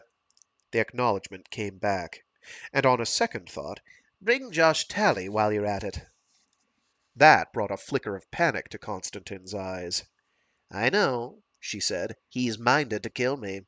But then he's undergone some changes, hasn't he? He remembers you." She pursed her lips, smiled then, without smiling. "He's alive to remember, isn't he?" "Let me talk to Mazian." "Hardly practical, and he won't agree to hear you. Don't you know, Damon Constantine, he's the source of your troubles? My orders come from him. The fleet belonged to the company once. It was ours. We believed in you. The stations, all of us, believed in you, if not the company. What happened?" She glanced down without intending to, found it difficult to look up again and meet his ignorant eyes. "Someone's insane," Constantine said. Quite possibly, she thought. She leaned back in the chair and found nothing to say. "There's more than the other stations involved at Pell," he said. "Pell was always different. Take my advice. Take my advice at least. Leave my brother in permanent charge on Downbelow. You'll get more out of the Downers if you do things the slow way. Let him manage them. They're not easy to understand, but they don't understand us easily either. They'll work for him. Let them do things their own way, and they'll do 10 times the work. They don't fight. They'll give you anything you ask for, if you ask and don't take." "Your brother will be left there," she said. The light by the door flashed. She keyed it open. They had brought Josh Tally. She sat watching. A quiet exchange of glances. An attempt to question without asking questions. "Are you all right?" Josh asked. Constantine nodded. "Mr. Constantine is leaving," she said. "Come in, Josh. Come on in." He did so, with a backward, anxious look at Constantine. The door closed between them. Signy reached again for the bottle, added to the glass which Constantine had left on the side of the desk. Josh, too, was cleaner, and the better for it. Thin. His cheeks had gone very hollow. The eyes were alive. "Want to sit down?" she asked. From him she did not know what from him she did not know what to expect. He had always been acquiescent in everything. Now she watched, anticipating some act of craziness, remembering the time he had come to find her on the station, his shouting at her from the doorway. He sat down, quiet as he had ever been. "Old times," she said, and drank. "He's a decent man, is Damon Constantine." "Yes," Josh said. "Still interested in killing me?" "There's worse than you." She smiled grimly, and the smile faded. "Know a pair named Muller and Crowell, and know a pair named Muller and Crowell? Know anyone by those names?" The names mean nothing to me. Have any contacts on Pell who could handle station comp? No. That's the sole official question. I'm sorry you don't know." She sipped at the glass. "Considering Constantine's welfare has you on good behavior. That it?" No answer. But it was truth. She watched his eyes and reckoned well that it was. "I wanted to ask you the question," she said. "That's all."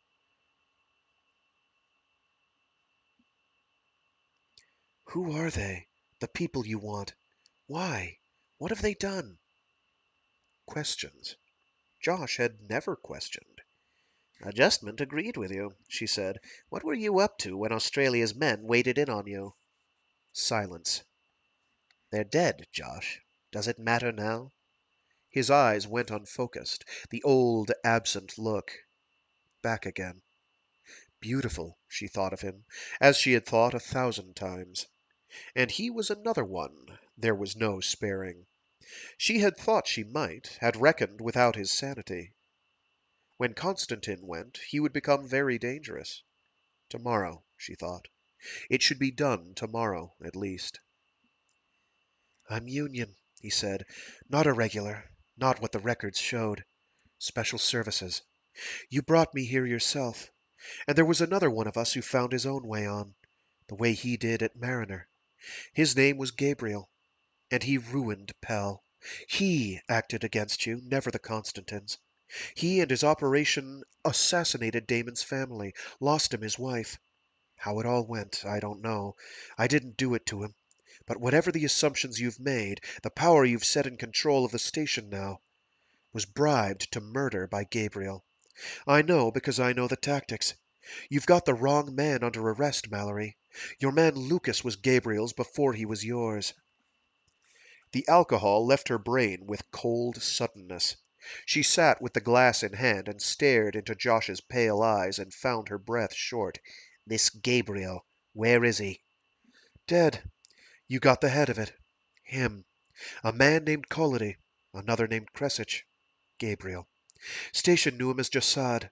They were killed by the troops that took us. Damon didn't know. Didn't know a thing about it. You'd think he'd have been there meeting. You think he'd have been there meeting with them if he'd known they killed his father? But you got him there. I got him there. He knew about you? No. She drew a deep breath, let it go. You think it makes a difference to us how Lucas got there? He's ours. I tell you so you know it's finished. That there's nothing more to go after. You've won. There's no need for any more killing. I should take a Unioner's word there's nothing more to hunt. No answer. He was not slipping off into nowhere. The eyes were very much alive, full of pain. It was quite an act, Josh, that you put on with me. No act. I'm born for what I do. My whole past is tapes. I had nothing when they got through with me on Russell's. I'm one of the hollow men, Mallory. Nothing real. Nothing inside. I belong to Union because my brain was programmed that way. I have no loyalties. But one, maybe. Damon, he said.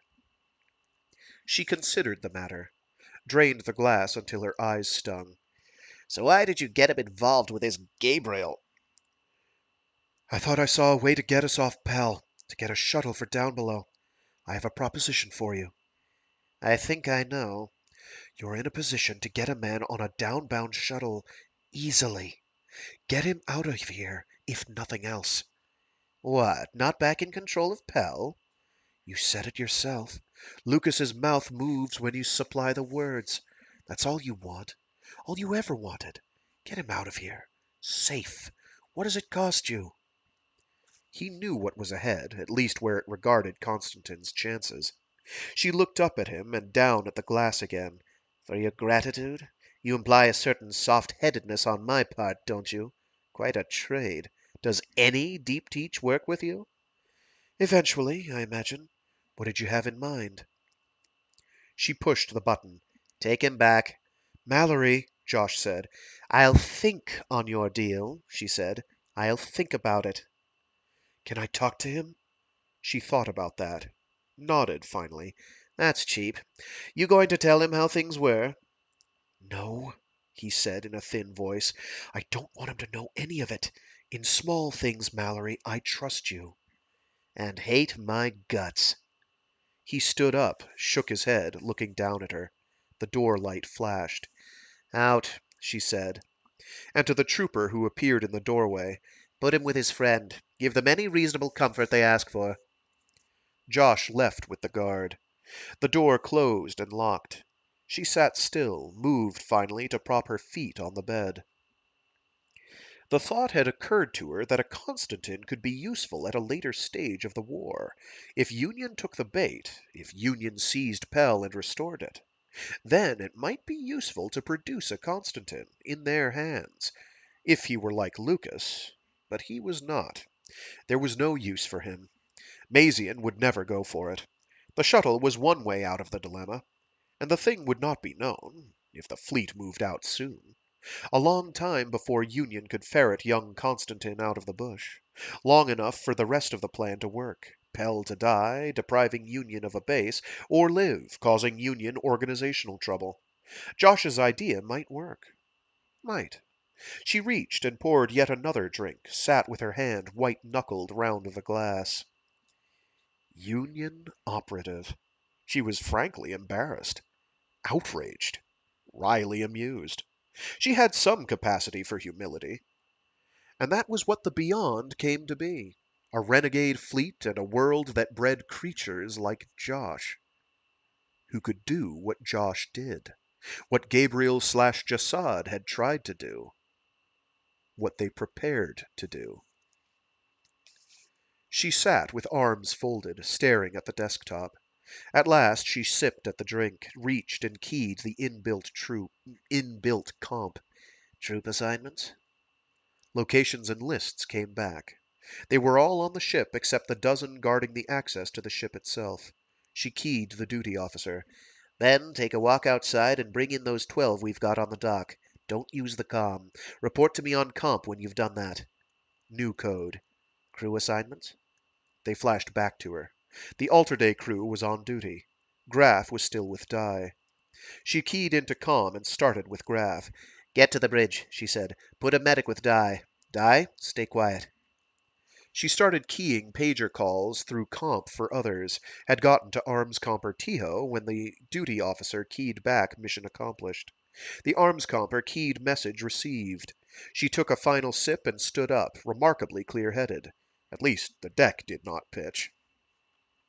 She shrugged on her jacket and walked out and down the corridor to the bridge, stood there and looked about her as bewildered main-day and alter-day crew turned and stared back at her. Open intraship, she said. All stations and quarters. Every speaker. The comtech pushed the main switch. They ran us off the docks, she said, clipping a button mic to her collar, as she did when they were on casual op. She reached her own station, the control post beside Graf's, central to the bowed aisles. Bowed aisles?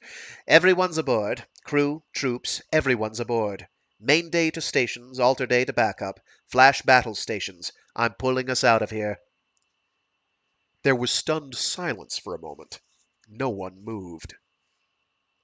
Suddenly everyone did, shifting seats, reached for controls and comm, techs scrambling for the lateral posts shut down during dock. Boards hummed, tilting for use. Lights flashed red overhead and the siren went. No on dock, ripper loose. She flung herself back into her own cushion, reached for the straps. She would have taken helm herself, but she did not, at the moment, trust her reflexes.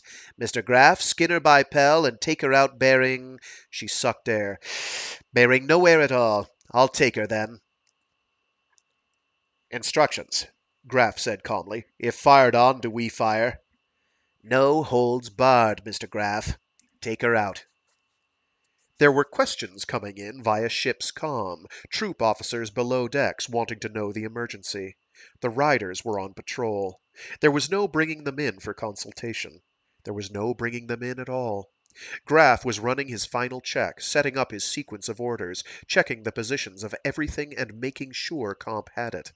Screens flashed a proposed course, a chute over Pell incredibly close to the atmosphere, a whip behind the world and gone. Execute, Graff said.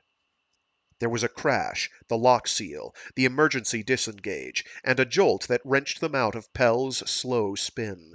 They hammered into a zenith rise and mains cut in, slammed them over station. Something hit the hull and slid, trailing connection. They kept accelerating with Downbelow's dark side looming at them. Mallory! A voice shouted over ship to ship. It was alter day. Captains were abed. Crews and troops were scattered on the dock, and they had breached umbilicals. She clenched her teeth as Norway hurtled over Pell's far rim and headed for a course closer to a planet than comfortable. She held her breath and listened to the curses that crackled over calm. Pacific and Atlantic were ordered to intercept. They had not a prayer of getting into line in time, the rest of the fleet in the way, and Norway had Downbelow coming up for cover. Australia was breaking loose from station, with no obstructions between them, and that was the danger. "Arms comp," she ordered. "Aft screens. That's Edger. Get him." No acknowledgement. Tiho reached for switches in rapid motion, and lights flashed, screens shaping it up. They had no riders for tail cover. Australia had none for bow. Norway's combat seals went into place, segmenting them. G was increasing as cylinder sync calculated maneuver possible. Over comm came a frantic query from one of their own riders, asking instructions. She gave no answers. Downbelow loomed in vid, and they were still accelerating, all out. Approach warnings were flashing. Australia was the bigger ship, the more at hazard. Screens and lights flashed. They were fired on.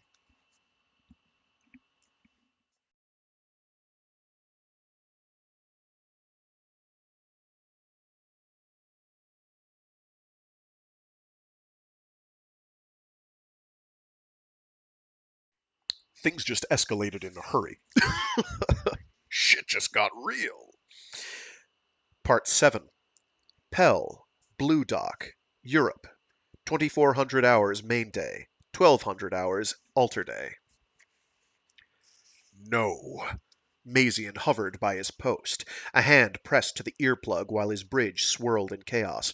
"Hold where you are. Hold for troop pickup. Warn all troops Blue Dock is breached. Pick up any trooper on green, no matter what ship. Over." Acknowledgments crackled back. Pell was in chaos. A whole dock breached, air rushing out the umbilicals, pressure dropped. Debris floated between Europe and India, troopers who had been on the dock, dead and drifting, sucked out when an access 2 meters by 2 was ripped from its moorings without warning. The dock was void. Everything had gone. Ship's locks had closed automatically the instant the depressurization hit, cutting off even those closest to safety. "Q," he said, "report." "I have given the necessary orders," the imperturbable voice came back. "All troops on Pell are moving for green." On the run. "Pori. Pori, are you still in link?" "This is Pori. Over." "Pass orders. Destroy Downbelow base and execute all workers." "Yes, sir," Pori said. Anger vibrated through his tone. "Done." Mallory, Mazian thought, a word which had become a curse, an obscenity. Orders were not yet disseminated, plans not firm. They had to assume the worst now and act on it. Disrupt the station's controls, get the troops off and run for it. They had to have them. Ruin anything useful. Sun. Earth. It had to be now. And Mallory. If once they could get their hands on her.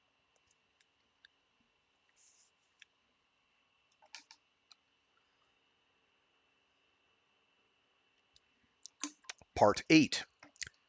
Pell Central. 2400 hours main day. 1200 hours alter day. John Lucas turned from devastation on the screens to chaos on the boards, techs scrambling frantically to relay calls to damage control and security.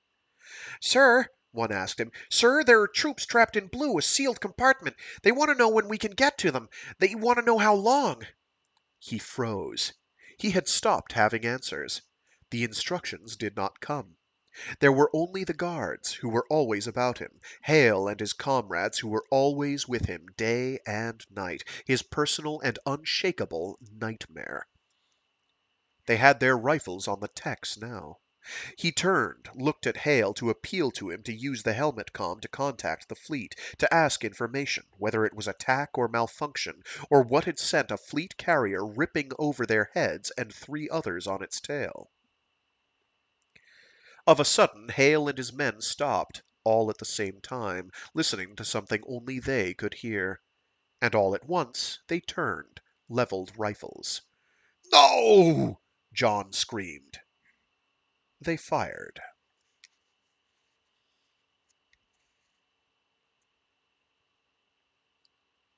Part 9. Downbelow main base. 2400 hours main day. 1200 hours alter day. Local night. There was little chance for sleep. They took it when they could, Man and Hisa, crouched the one in Q dome and the other in the mud outside, sleeping as best they might, shift by shift in their clothes, in the same mud-caked, stinking blankets, what sleep they were allowed. The mills never stopped, and the work went on day and night. The flimsy doors of the lock slammed, one after the other, and Emilio lay stiff and still, apprehension confirmed. A sound had wakened him. It was not time to wake, surely it was not time. It seemed only minutes ago that he had lain down to sleep. He heard the patter of rain overhead, heard a number of boots crunching the gravel outside. There was no shuttle down. They roused both shifts of them out only. They roused both shifts of them out only for loading. "Up and out!" a trooper shouted. He moved. He heard moans about him. The other men wakened, winced in the strong light which swept over them. He rolled out of his cot, grimaced with the pain of strained muscles and blistered feet onto which he had pulled water-stiffened boots. Fear worked in him, small things wrong, different from other nighttime rousings. He fastened his clothing, put on his jacket, groped at his throat for the breather mask which always hung there. Light hit his face again, drew groans of misery from others. He walked for the door among others who were going. Outside, through the second door, up the wooden steps to the path. More lights in his face. He flung his arm up to shield his eyes. "Constantine, round up the Downers." He tried to see past the lights, eyes watering.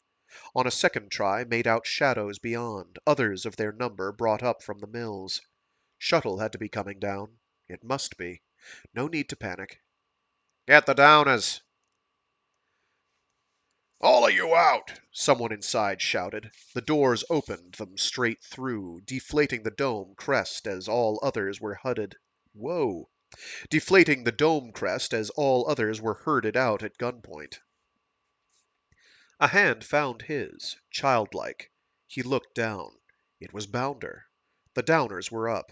All the other Hisa had gathered, bewildered by the lights and the hard voices invoking their name.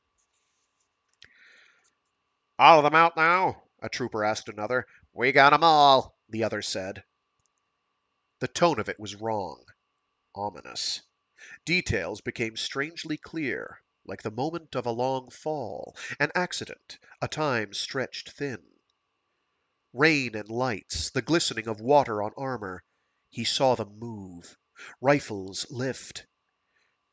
"Hit them!" he yelled, and flung himself at the line. A shot popped into his leg, and he hit the barrel, shoving it aside, following armored arms to armored body. He bore the man over, ripped for the mask, while the armored fists flailed, battered his head. Rifles went off. Bodies hit the ground about him. He scooped up a handful of mud, Downbelow's own armament, slammed it into the armor faceplate, into the breather intake, found a throat under the armor rings, and kept after it while shouts and Downer shrieks rang through the rain. A shot went overhead, and the man under him stopped fighting. He scrabbled in the thick mud for the rifle, rolled with it, and looked up into a gun leveling at his face. He squeezed the trigger and slagged it before it aimed, the trooper staggering under fire from another quarter, screaming in the pain of diffused burns. Fire from behind, near the dome. He fired at anything in armor, heard Downer's shrieks. Light hit him. They were spotted. He rolled again, fired for the light. No skill at aiming, but it went down. "Run!" a Hisa voice shrieked at him. "All run! Quick! Quick!" He tried to get to his feet. A Hisa seized him up by Ahisa seized him up and dragged him until another could get help, into cover by the dome, where his own men had taken cover. Fire was coming back at them from the hill, the path which led to the landing field, their ship. Stop them! He yelled at whatever of his men he could hear. Cut them off! He managed a limping run, a little distance. Shots hissed into the puddles around him. About him, even. He slowed as others of his men kept going, tried to keep going. You come! Ahisa shrieked. You come me! He fired as he could, ignoring the Hisa that wanted him to retreat to the woods. Fire came back, and a man of his fell. Fire started coming from the flanking woods, hitting the troops, driving them to run again. And he limped after. The troops had reached the hill crest, disappeared over the shoulder of the hill, had surely called for help, reinforcements, for the probe's big guns to be trained on that path to meet them the moment they charged over it. Emilio cursed tearfully, used the rifle for a crutch, and some of his men kept going still. Keep low! He yelled, and struggled further, with visions of the ship lofting, of all the helpless thousands who waited by the images. The troops had distance on them, and armor that protected them, and once over that hill, they came up over it. Fire lit the dark, and most of his men flung themselves down at once, squirming back to cover from a fire they could not face. He crouched, came as far as he could, lay on his belly to look down from the hill and into the fire of the heavy guns. The ground itself began to steam down slope. He saw troops regrouping against the probe's lighted hatch, under an umbrella of fire that laced the slope, beams steaming through the rain and boiling earth as well as water. The troops could reach that safe haven. The ship would loft and hit them from overhead. Nothing that they could do. Shadow flooded toward the field, behind the lines of rallying troopers, like illusion, the pouring of a black tide toward that hatch.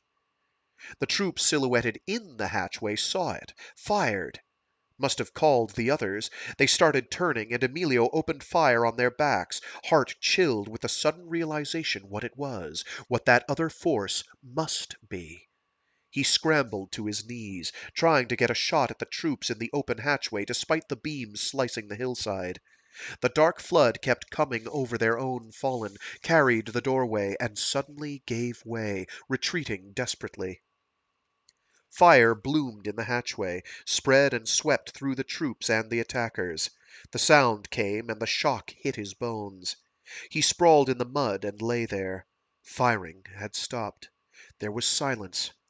No more war, only the patter of rain in the puddles. Downers babbled and chattered and scurried up behind him. He tried to gain his feet, meaning to get down there, where people of his own had fallen, blasting that hatchway. Then the ship's lights came back on, and the engines rumbled, and it began to fire again, guns sweeping the slope. Still alive.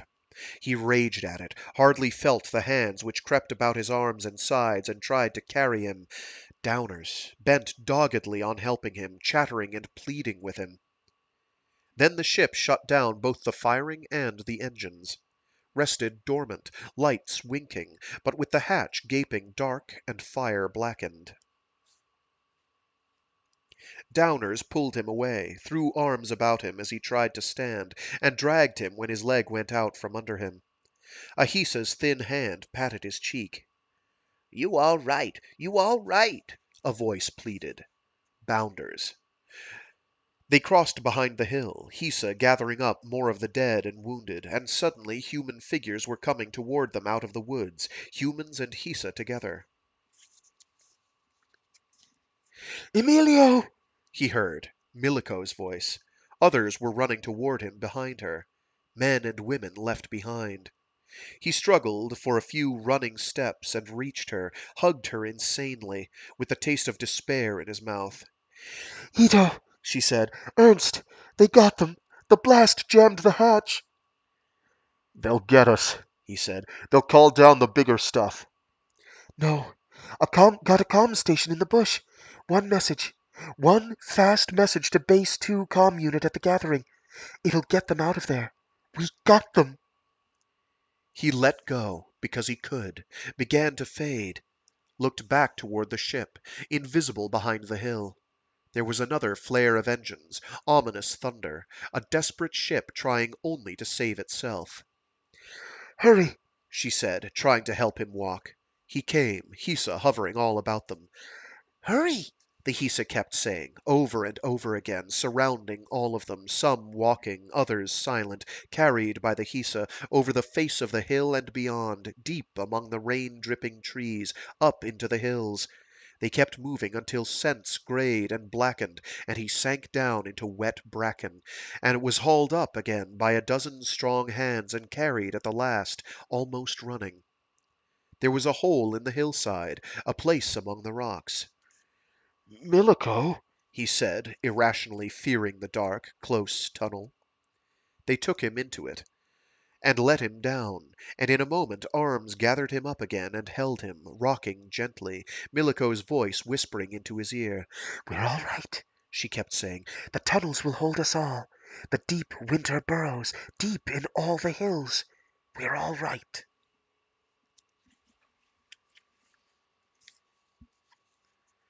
And that is where we will leave it for this week. We will. This was basically the climax.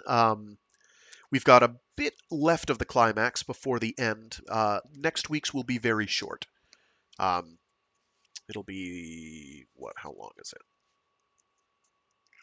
It's about half the length, give or take. If enough people show up, we can maybe talk about it, and I'll allude to some of the ramifications this has on the setting. Um, so yeah, a lot of crazy stuff happened that doesn't seem to make sense just yet, but kind of does if you've read it before, and will be made clear next week, pretty early on. The big question mark is, what the fuck is Mallory doing? What is Mallory up to? What is she doing? This will be explained presently. Um, it's interesting. Uh, I think people can probably piece it together, but certainly it's a presentation thing. It's pretty neat. I'm very pleased with how this book is written. Like rereading it again, it had been a while for me. Um, and I was like, yeah, it's slow burn, but then the climax comes and it's totally awesome and worth it and wild. Uh, it's fairly satisfying, actually. We cover most of the ground. It's bittersweet in a lot of ways, but it's very very bittersweet, but it's pretty interesting. So yeah, we will finish this next week. So this will have been 11 parts, I guess. Um, this Friday, we've got some more. We've got fairy tales to read, actually. We'll be reading through the fairy tale arc of Death's End by Shijin Liu. We're going to hear some nice fables, and we'll have to leave it to subsequent streams to figure out what exactly those mean. Is there anything else? Next Monday, we'll continue reading through Lethal Heritage by Michael A. Stackpole. That's moving along. We've actually gotten some mecha action a couple times in with the expository monologues, internal and otherwise. Uh, I understand why it's written that way. It makes sense. They're trying to get as much detail and fluff about the setting mentioned in the book as possible to get anyone to understand what's going on. Uh, I've heard the setting of BattleTech, particularly in general, really. Um, the setting of BattleTech is particularly any of the inner sphere drama pre-clan invasion, but also during clan invasion, as being like Game of Thrones in space. And there is some of that. Um, I can see where they get that. It's a little less. There's less incest for starters. A lot less food. Um, credit where it's due with George R. R. Martin. He He likes his food descriptions. He writes from the heart. At least with that. Hopefully not about certain other things. Anything else? Nothing's coming to mind. After next week, I'll figure out what we're doing for Wednesdays. Whether I do Escapology by Ren Warren or keep doing some CJ Cherryh. Because I am feeling inspired to start pounding those out. Some of those. There's a number of stuff I'd like to start working towards. Uh, Citeen's the big one I want to work towards. There's some of our other stuff that just doesn't need working, which is nice. Anything else? After we finish Death's End, which won't be for a while yet, that's going to be Jesus, 1, 2, 3, 4, like at least another 5 streams, I'd guess. 1, 2, 3, 4, 5, 5 or 6 more streams. We'll start reading through The Ascension Factor by Bill Ransom and Frank Herbert. I've mentioned this before, but it was published posthumously after Frank Herbert's death, which puts it at like 92, 93, I think. It wasn't long after either, I don't think. I think he died in 92. I don't remember, actually. I know Zappa was like 93-ish, and Warren Zevon was... He was in the aughts, wasn't he? When was that last album that he did? I don't remember. I know how to type. Oh, he died in 86. What am I talking about? I am thinking of Frank Zappa when I think of 92. I think the book was published in like 92, so he died in 86. This is sometime after that. Anyway, I'm going to leave you all to it. Stay safe, stay sane, be decent to each other. This weekend, I will get the playlists sorted out, so those will be up to date. Okie dokie. I will seize you all later. Stay safe, stay sane, be decent to each other, and I will speak to yous all anon. How about that? Sounds like a good time. All right, toodaloo!